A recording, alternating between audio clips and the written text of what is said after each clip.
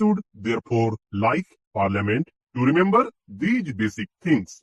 Here is something that is proposed, which is effect clarifies and elucidates the Constitution and brings it completely in line with what the makers of the Constitution intended.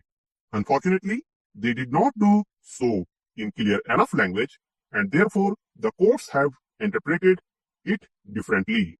So, first, it is a matter of elucidation. Secondly, it is wrong to say that we are suggesting any arbitrary action, any confiscatory action, or any expropriatory action.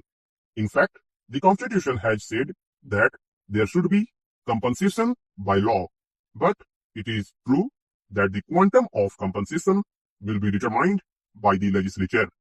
I cannot say offhand what in a particular case the legislature might do, but by and large, if you have to govern this country democratically, you have to trust the legislature, not only in this, but in 100 other matters of far greater moment. This legislature might decide on some far-reaching change affecting perhaps a question of such magnitude as war and peace. Surely the Supreme Court will not decide that. It may decide other questions in ways which directly or indirectly might even affect properly. All kinds of decisions may be taken which will have a powerful effect on our social and economic structure and, for example, on planning. But it is the legislature's will that is bound to prevail in such matters. There is no way out of it.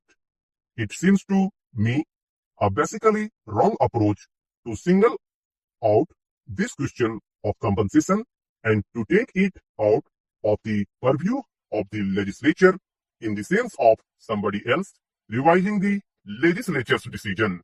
Such a course can be thought of only if you think that property is something semi-divine and that the protection of private property is to the largest good of the nation, which hardly anyone today will say obviously.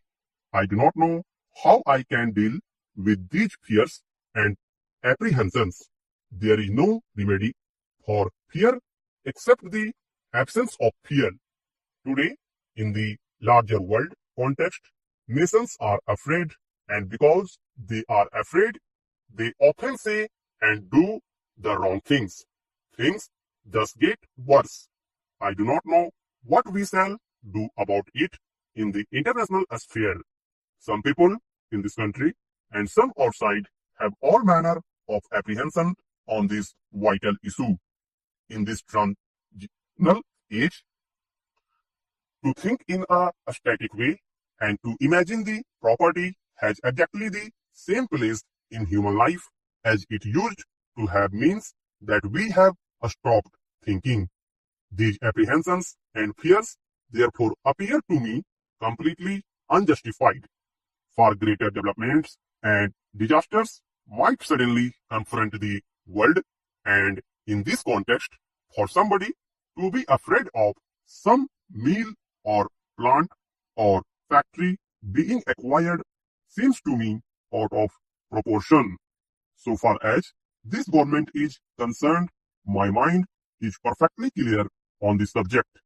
I have no respect for property except perhaps some personal belongings, but I respect the other person's respect for property occasionally.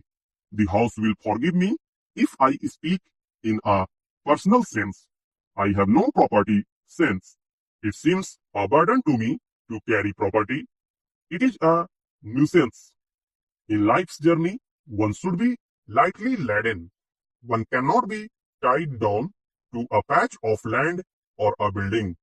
I cannot appreciate this intense attachment to property, but while not appreciating it, I realize and recognize its prevalence.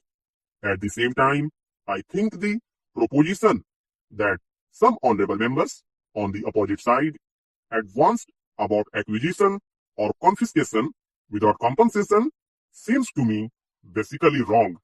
I say so from the point of view of the public good, not because I love property, except in particular cases where a person misbehaves and so on. I do not want anything to be acquired except on payment of just compensation. I need not refer to foreign capital here.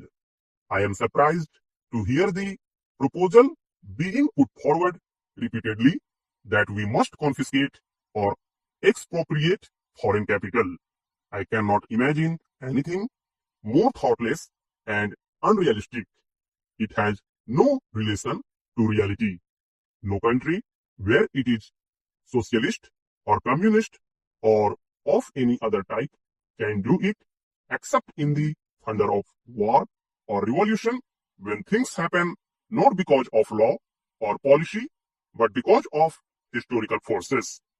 I am quite certain that the Soviet Union will never do it in regard to any foreign capital that may be there. It will not do it because international relations will be affected.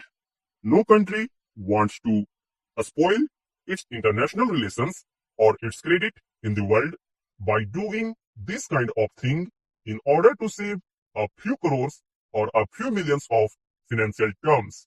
Soviet Russia, leaving the revolution aside, has had dealings with other countries, and it has developed a reputation of always honoring its financial word.